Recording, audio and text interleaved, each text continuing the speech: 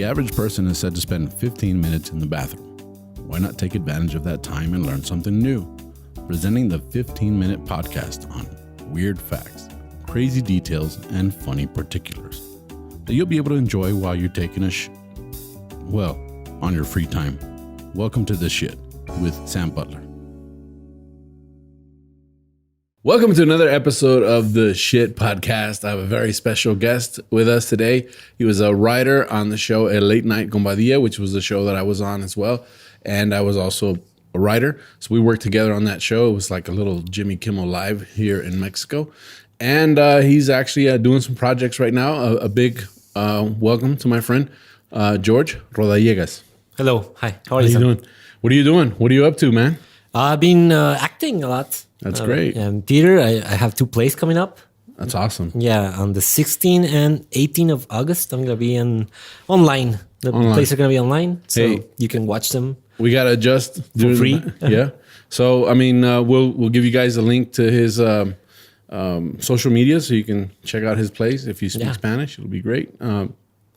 Sure. Excuse me. My friend George, we have a very interesting episode today. Okay. This is actually something that I read when I was probably about 14 or 15 years old, and it fascinated me. Really? And I thought, so like back in the 60s or something? Yeah. No, it wasn't that long ago. I know. Okay. Hey, we're like the same age, buddy. What are you talking about? You know, it's like we're both Generation X. Come on, man. Yeah, I know that. But I know maybe you've heard of a guinea pig. Have you heard of a guinea pig? Yeah, I have. Yeah, I think they call them cuyos in Spanish, right? Yes, they do. Right. Sure. So the guinea pig. We're not talking about guinea pigs today. Okay. Okay. No, we're not. But they exist. But they exist.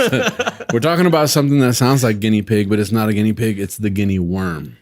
What? Yeah. Okay. Now, so that you understand what the Guinea worm is, this thing it blew my mind when I was a kid. It fascinated me. So I really thought this would be a nice episode for the Shit Podcast. The Guinea worm, it doesn't exist everywhere anymore. Right? It only really exists in very poor communities that have poor drinking water. In Guinea. Like in Guinea. In Africa, in different countries in Asia. But what it is there's a flea, a water flea, that consumes the larva to this worm, and then it releases the larva into water, drinking water. Okay. And so what happens is you drink this contaminated water with this larva, and it takes a year for that larva to become a worm inside your body. Okay. Right? Yeah. It's like a solitary, something like that? Kind of. But this is a little bit more messed up. Okay. No, seriously, because it doesn't just live in your intestines. What happens is this larva develops, gets into your bloodstream, and then it develops under your skin. And then it starts to make its way through your skin. And it usually goes to one of your lower extremities, right? Okay. But it's just one huge worm, it's like a lot? Yeah, the guinea worm, because I did some research from the World Health Organization, their websites and stuff like that. And it'll grow up to 1 meter. Okay. 3 feet.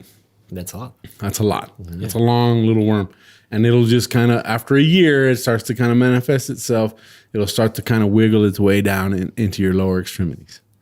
Okay. And then eventually it decides it wants to get out.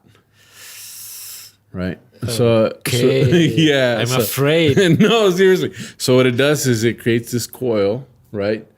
And then it creates a blister, and you get this serious infection, right? And then you get swelling and everything else that comes with it. You can get arthritis, an infectious arthritis out of it, and then it pokes its head out. Okay, right? Just imagine that thing. Yeah, right. And it's like it said it was like 6 millimeters thick. That's what I was just gonna ask. How big is that? It's like a fettuccine, maybe. It's like a piece of spaghetti, right? It's not that big, but it's still creepy that something like that comes out of your body.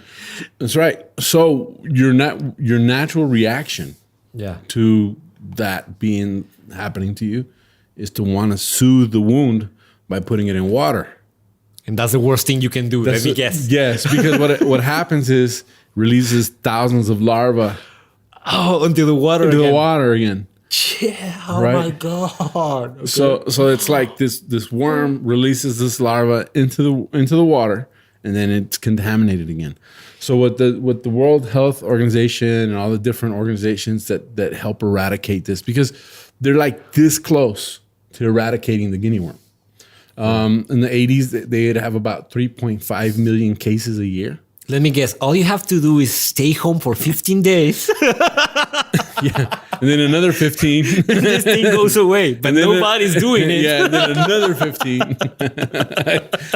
I think you have to in this case, because some of the pictures that I saw online, it was coming out of the bottom of the foot. You saw pictures. Yeah, there's pictures. Yeah, this happens, right? Of course. Now, what they do is they get water because it does soothe the pain, but it's controlled, like in a bucket maybe. Sure. Put your foot in the bucket of water, right? And then that gets the worm to release all of its larvae. Starts releasing the larva. And you want the worm to be like empty of larvae. So it's millions and millions and millions. Inside of a bucket. Inside of a bucket, right? And those things move. And what color are they? I don't know. I mean, I don't know what the larva is. It's microscopic, But, okay. But the worm, microscopic. but the worm is like white, So what happens is they take this worm, and in some cases they say that they'll take a matchstick and they'll start rolling it onto the matchstick, and they'll pull on it and they'll roll it and they'll pull on it and they'll roll it, or a gauze or something like that. And so it takes up to 3 weeks to get it out. The entire thing.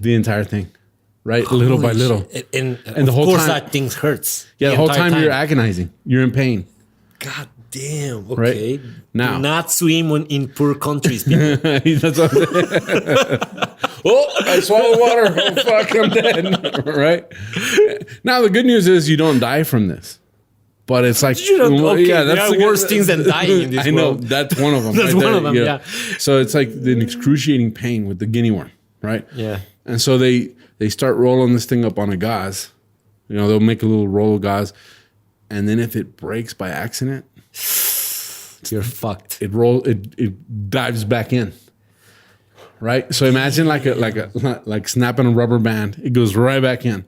Okay, but that thing is already dead, so it's gonna be worse than. It's alive. It's releasing its larva, so it's like.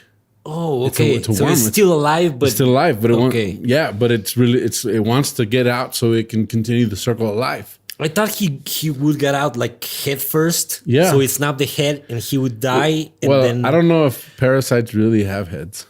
Yeah, me neither. It's just. Who am I kidding at? I don't know. Yeah, I don't know. I mean, but they're rolling this.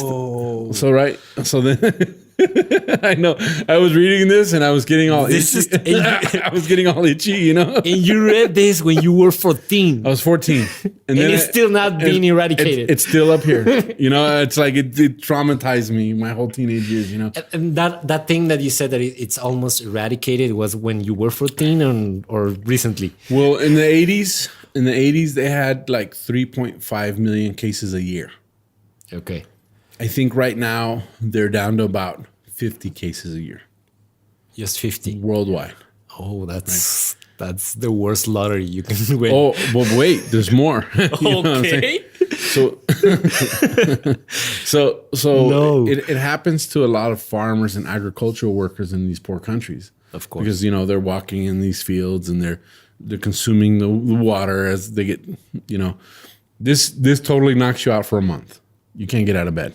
You're like in bed for at least a month while this thing is growing out of you. And some guy is like some guys. Yeah, imagine that job. You're the guy that's got to twist it. You're like. Quick question. After all, do they eat that thing? No. Are you sure? Yeah, I'm sure. No. Maybe fried it would taste good. I think everything fried tastes good. I don't know. Are you from Wuhan? That's a joke. I don't know, bro. You're starting to worry me a little bit right there. I'm joking. So what happens is, what really got messed up is that this parasite can invade dogs and cats. Oh no, that's worse. Right, and that's worse. So now you have a dog that has this parasite coming out of a blister, walking in your water supply. Yes, and that's hard to control. That's really hard to control because these are like dogs in the street. Of course. So now that's why they're down to 50 cases. But some of the research was saying that they feel that this is one of 2 diseases worldwide that they might be able to eradicate, which is the first one is smallpox. Yeah, so they said they were able to completely eradicate smallpox. I was kind of surprised to learn that was the only disease that has ever been completely eradicated in history. That's smallpox. Great. Smallpox. And they're hoping the Guinea worm is the second one, you know? God damn. So, you know, it's like, that's one of the things that... Thank you for giving me a new fear. No. I'm going to be afraid of water everywhere now. No, and if you look it up, I mean, it's pretty disgusting. You know, I mean... I can't imagine. I mean, I remember seeing pictures of it as a kid where it was like coiled up like a cinnamon roll. Okay. You know, under the skin, you could see it under the skin, you know, and then it starts to come out. But I can't imagine the job. I mean, there's people that enjoy those videos where they're popping like Oh, fits. I can't see that. No, me neither. No, so I can't. This is like jackphoot for them. I know. They can look this thing up. Yeah, like I have a field day.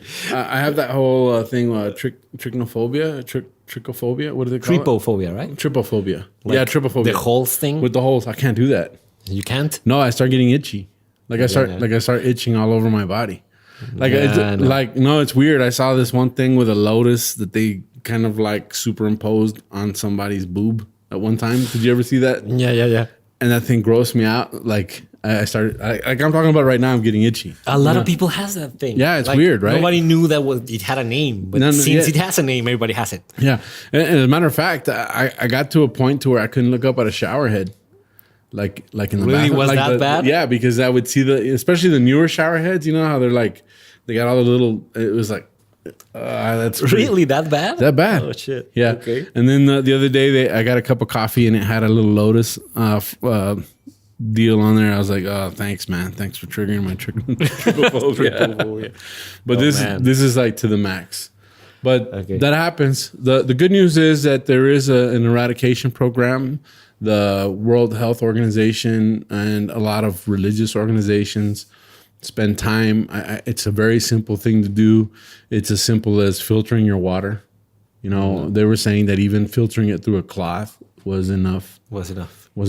You know, and so sometimes it sounds simple, but it isn't in certain conditions. Like it's crazy, right? I mean, if I lived in those countries, I don't know. I mean, how thirsty do you got to be to want to drink the water from a stagnant body of water? You know, so hopefully all this thing can. Terrible. I mean, this is something I think we can get eradicated. Look it up, see if there's any organizations you can donate to. But I think this is something that if we can nip it in the bud, we should. Because the best thing about eradicating that is never getting it yourself. Well, I mean, they were talking about like extreme poverty. I know. I mean, it doesn't exist in the Americas at all. It exists mostly in Africa and some of the Asian countries. You know, there's a lot of rice paddies, a lot of places that people are walking in the water. Yeah. This is where this water flea. Well, it only takes one traveler, man. I don't know if it's contagious, you know, I don't know. But definitely with this whole pandemic, I think a lot of us, our mind is blown. You know, we're pretty much living in a sci-fi. And I think that the other thing, aside from a sci-fi, the world is smaller than we think it is. Mm-hmm. Like at the beginning of this, it was some people got sick in China, whatever. And then look at this. Well, I mean, travel. I mean, I think it was like Louis C.K. that had a whole bit that if you try to get across the country back in the 1800s, I mean, he was complaining about being on an airplane with no Wi-Fi, you know, and he was saying like, yeah, I remember that bit. Like 100 years ago, you're sitting on a chair, in the air, in the air. you know, I remember that. And so, like 100 years ago, it would have taken you 3 weeks. 3 months to get across the country. You might have died on the way from. I mean, dysentery. Oregon Trail. See, you are an old guy, just like me. Yeah, Oregon Trail. I know it. Man, I remember playing those games on my Apple IIe. You were rich. No, that's what they had at school. It was the Apple IIe. You know, that's all they had. You know, but we didn't. None of us had computers back then. But well, that's it for this episode of the Shit Podcast. And hopefully, guys, filter your water. You know, if you have any kind of phobias about drinking dirty water, it's good to have those phobias. Don't drink water. They just got worse today. Yeah, don't get anything that's suspicious. And where can people find you on your social media? Okay, I'm in both Instagram and Facebook as Jorge Rodallegas. I'm going to spell my last name. Jorge is like George in Spanish. I think that's easy to got find. a J. With a J. With a J. Well, let's do the whole thing. Jorge. Okay. And then my last name is Rodallegas. Cool. So that's how you can find me, Jorge Rodallegas in both. Yeah, and make sure you look him up. Check out his plays. It was a pleasure working with him on the show. Hey, we had a lot of fun on that Des Muertos show. Yeah, right? we did. That was fantastic. Wasn't that like the old days? It was. It was kind of like a reunion. Everybody was here. The whole team was here. Yeah, it was great. We should do that more often. Yeah, I think so. But it like every 6 months. Easy. I know that's easy for us because all we had to do was show up, and drink and be funny. And be funny. But these guys, they put in a lot of work. So yeah, they do. But thank you for joining me on this. You guys can find me, of course, on Instagram and YouTube as Tu Amigo Sam. That's Spanish, but it's easy enough for white people to understand. And that's one of the reasons I got Tu Amigo Sam. And of course, Facebook and everything else. Está Cagado Podcast, Spotify. Check us out. Tell your friends. Subscribe, add us. Thank you very much. That's another episode of the Shit Podcast. Great podcast. Thank you for having me.